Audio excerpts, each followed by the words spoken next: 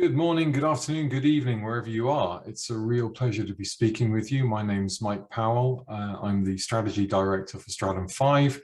And for those that don't know me, I'm an ex-seafarer and lawyer, and I've had a fairly extensive career in shipping. One of the great pleasures is taking part in CREWCONNECT Global, and in the past have been able to recognize the excellence in our industry through the awards, which unfortunately are not taking place this year. But I look forward to all of us meeting again in the not too distant future and sharing those personal stories that make such a difference to all of us, and debating together rather than through Zoom about the things that are impacting the industry. I think it would be right, it's only right to recognize that, whilst we are impacted somewhat by the pandemic, in fact, that we can't travel or gather, this has had a severe impact on the seafarers, and we need to recognize and continue to recognize and encourage others to recognize that they're still out there doing their jobs through very difficult circumstances and can't get home to their families. So we look forward to better times for them first and foremost, and for us in the not too distant future. But when we talk about the future, a lot of our discussion and our debate is around the impact of future technologies and future fuels, and we hear rather less about the future of the workforce. And so I'd like to spend this short time that I have with you to hopefully provoke some thoughts about the future of shipping, the future of seafaring, and the kind of roles that are going to be available in the future for the people in the industry. So the title is The Rise of the Codefarer, which is essentially a new kind of seafarer. So when we talk about the impact of digitalization, automation, there's been quite a lot written about this, so it's not difficult to find. The World Economic Forum last year predicted that the rise of machines and automation would eliminate 85 million jobs by 2025. There are other studies that have backed this up. 50% of the jobs in transportation, for example, impacted by automation by the 2030. So this is right. This is immediate. It's with us. It's right in front of us, just a few years away. They did offer some hope, though. The World Economic Forum expected 97 million new jobs would be created. So there's a surplus of 12 million jobs. So perhaps we don't need to be worried about there being no jobs available. However, there is, in order to take advantage of those opportunities, we will need to reskill, retrain, consider those automated systems and how they work, and how the humans can best be employed within those systems. So that's a very general, that's 85 million jobs worldwide, all occupations. So thinking about what can we see about what's going on in shipping? Well, just last month, Thetis and Inmarsat issued a report, and this is, and I'm just going to focus on the UK for a moment, because that's where I sit. The UK has produced the highest number of maritime technology businesses in the G7 that are connected to ship operations and ship management. So that trend of automation that the World Economic Forum described is certainly present within this country, but also you can see it in others. You just need to read the maritime press. Scandinavia, Japan, the US, there are lots of other countries on this journey.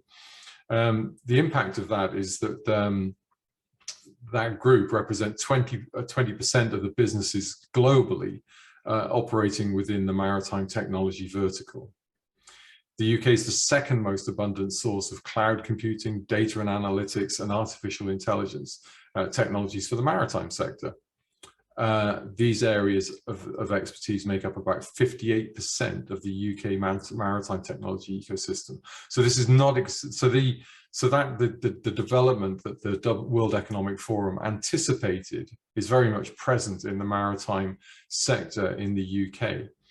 But it's also interesting, focusing on the UK again just for a moment, to think about what we've said about the careers in maritime ashore. And just coincidentally, another report was issued just last month, which describes the current roles in maritime ashore, including port operations and the roles that you can see there.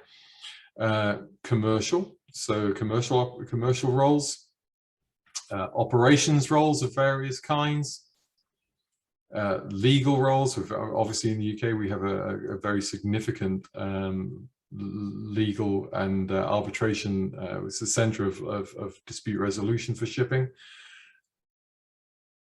Regulatory, so we have obviously port state control and surveying roles and needed, and then shipbuilding. But you think about this, look at this list, and you think, oh yeah, that's pretty good. But there are some exciting careers to be had in shipping ashore. These are careers that seafarers might traditionally transition into, as I did. I've done quite a few of the jobs that are on that list. But that's the shipping as it was, and not as it's going to be. And if you think about the World Economic Forum report, then this is the shipping that's going to be very, very soon. And so you could ask, is the UK missing something? Are we missing something as an industry? Have we really sort of looked at the opportunities of what's coming to us very, very soon? So I think on the next slide, I'm just going to talk a little bit about what that looks like. So we've seen increased interactions with remotely operated machinery. So through connectivity, the cost of connectivity has fallen consistently.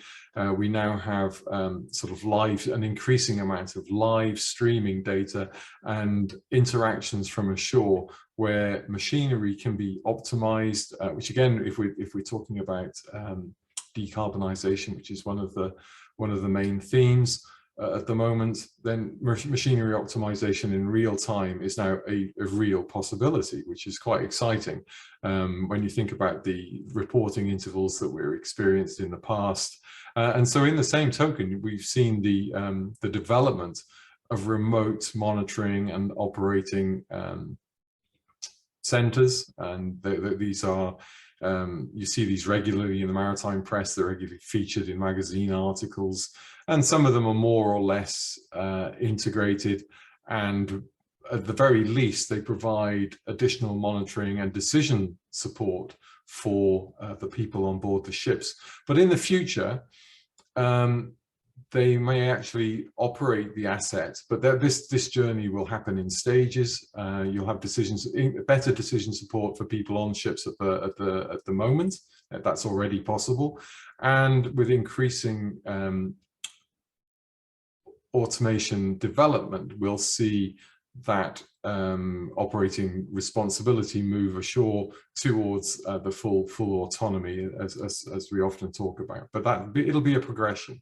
So then the next thing, other phases of shipping, which are tremendous, have a very traditional role and valued role in the operation.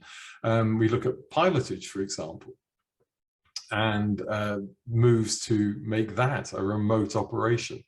There's a payback to that in terms of perhaps in the safety of the individuals engaged in that activity. It may mean that the port operating envelope can be optimized to accommodate weather conditions where currently it just wouldn't happen, and the ships would be delayed. So there's a tremendous opportunity there. We've also seen tug operations, discussions about and experiments with remote tugs, remotely operated mooring assistance.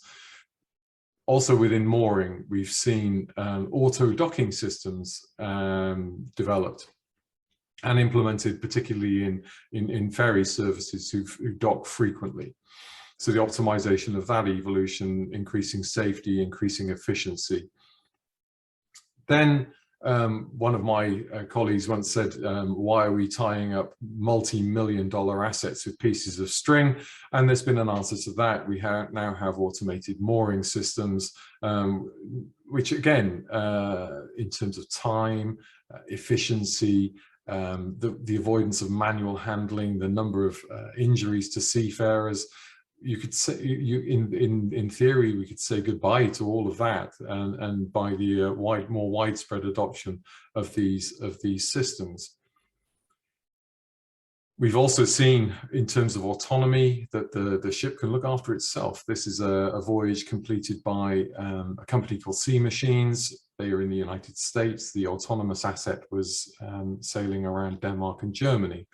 And so again, these are sort of proof of concepts, but they're not just concepts, because we also have fleets on order for fleets that are, it is anticipated, will either be crewless or remotely operated, or will operate autonomously for to some extent during their service. So when we look at those jobs, that, like, if you could just cast your mind back to the previous slide and what we see ashore, and you think, well, okay, so where are the remote machinery operators or the remote operating center? There'll be perhaps a command role in there. There'll be other roles in there. What about remote pilotage? So, or any of these others. So where are the software engineers, the systems engineers, the nautical systems engineers, the propulsion engineers, all of those key roles that are required to develop and operate this industry, which is, you know, it's knocking on the door, it's right in front of us. So in Stratum 5, we run a hashtag Operation Center 2050, where we invite and encourage discussion around how we need, about the need to equip current and future seafarers to function in increasingly automated environments at sea and ashore. And this is a real human element problem, or a real human element issue, in terms of, there have been instances in the past where an industry has automated before considering fully what the people in that automated system can contribute, where are the points that they need to monitor. And there have been instances in the past where underload and complacency and technology adoption has resulted in some unsafe conditions. So the humans, people have value in these systems. We just need to identify where that value occurs.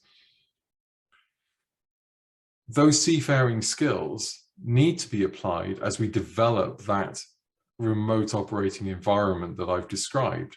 But by the same token, the technologists need to be equipped with sufficient knowledge to develop that automated system, so that marine transportation happens safely.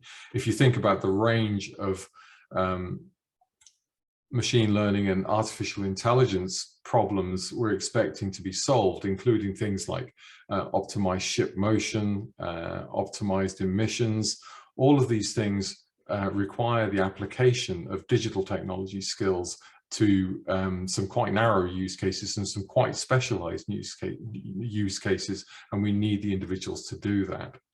So in short, we need these codefarers. It'll be a hybrid, and they'll come at this at the industry from two different directions. Nobody's suggesting that there's an end to seafaring. Seafaring, there will still be a need for seafarers on ships. It's just that the range of ships that they serve on will be different to today. It won't be as widespread, for example, perhaps, but they'll still be there, and they will need to be educated to operate and interact with the increasingly automated fleets that we'll see, particularly in coastal applications at the beginning. And then the technologists will need to anticipate and learn how their automated systems will function in the real world at sea. So there's a question around STCW and how well that accommodates the environment I've described. There seems to me that, certainly from my vague recollections of STCW, there's some stuff in there that's relevant to this environment and needs to be applied, but there's a whole lot more that isn't and doesn't help and doesn't equip seafarers for the future. So we need relevant qualification frameworks, and we need them quite quickly. And we also need to accommodate different pathways into the industry than we've traditionally used. And this is I think this is great news for the industry, because it means we'll have a much wider spread of much more diverse workforce. The industry will be a very different place to work in the future. And also, I believe if we get it right, it'll be a safer place to work. And the final part of this is really, we should not wait until 2050. 2050 simply, we chose that date simply because it's the date for the IMO fuel targets, and we also expect a lot of that new technology to be with us by then. So we need to work now to make sure that the people that we need are around in 2050. So with that, just say thank you very much for listening, and enjoy the rest of CREWCONNECT Global and all the things that you're going to see here.